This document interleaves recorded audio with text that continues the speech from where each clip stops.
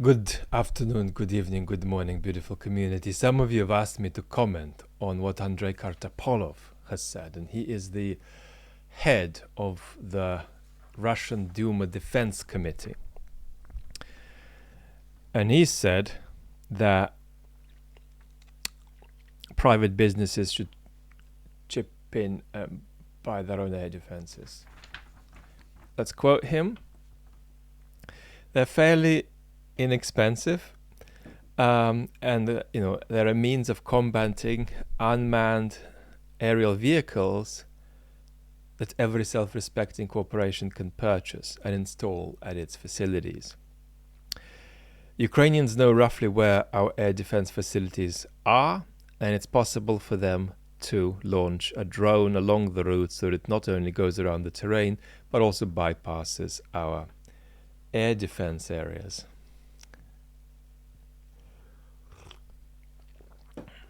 So, how's it going like over there in Russia? Like, you liking your president and stuff like that? Well, our president has a kind of a downside, really. Oh, what is that? Well, he likes to start genocidal wars unprovoked against our neighbors. So there's kind of a bit of a downside there. Oh, but like, does he have any redeeming qualities? Like, is he good at winning these wars? Well, I mean, at the moment, we are poorer. Everybody hates us. And we've just been told to install missiles on our business rooftops. You can just imagine a scene at work, Mr. Nikiforov. Have you chipped in yet? Chipped into what?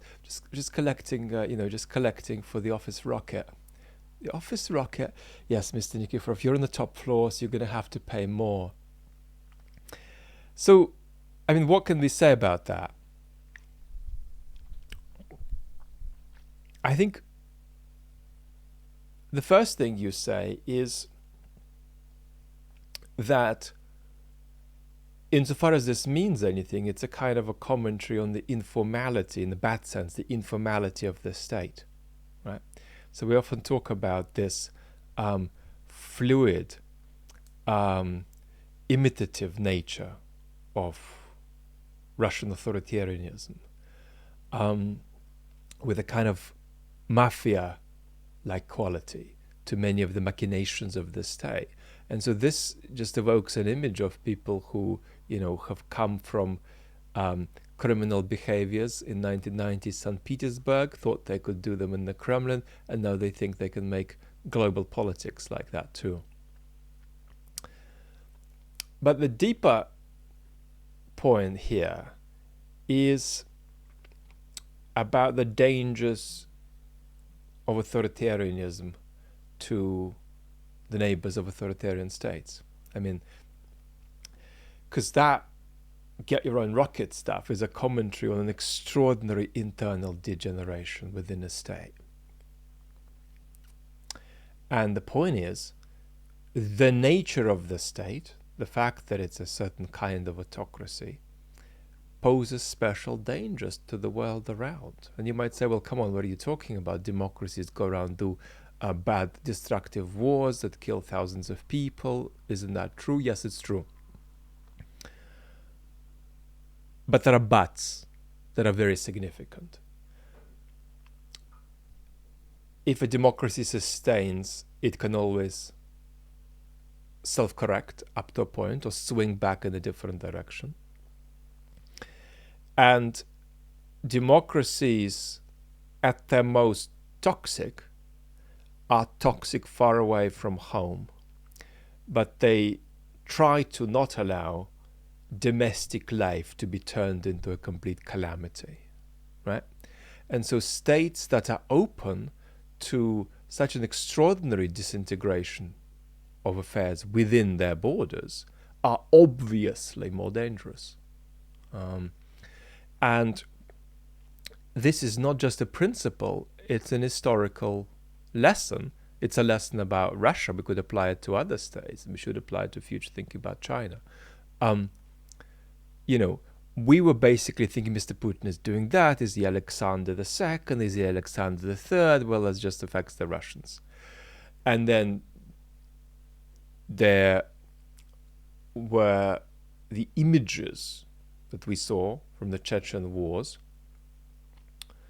And by the way, Chechnya is only, we'll have a little separate episode about it, but Chechnya is only on paper part of Russia, actually. And you would have seen Chechnya in the news for a couple of reasons recently. One of them is that Mr. Kadyrov's son got married and took many pictures with Putin. But the Kremlin doesn't have a monopoly over organized violence in Chechen territory. And the Kremlin doesn't even have monopoly over organized violence when it comes to Chechen affairs. If you're enmeshed in Chechen affairs and you're in Petersburg, you can be removed from there by Chechen forces, Chechen actors, and the local authorities will not protect you. We saw Georgia, we saw Ukraine, 2014, and but the point is, this was the evolution of an external threat. And the external threat has something to do with the nature of the regime domestically. Over and above that, there's then a special story about how Putin is going on that is sort of messianic and quasi-mystical, and that makes the whole story worse. I suppose the final comment about this get your own rocket stuff is, what it means for mobilization, demobilization politically within Russia's borders. And what it encourages us to say about the current state of that question. I think what we're looking at the moment is Mr. Putin taking slow, cautious steps to reformat the economy in a militarized frame and to radically alter the education system, radically alter the experience of young children so that the current adult young Russian generation that hates Putin is an aberration, and then you sort of indoctrinate the next generation to come. How far that'll work, I don't know, but that's what they're doing on a big scale. So Putin is planning for a big conflict, and he isn't in a hurry to have it.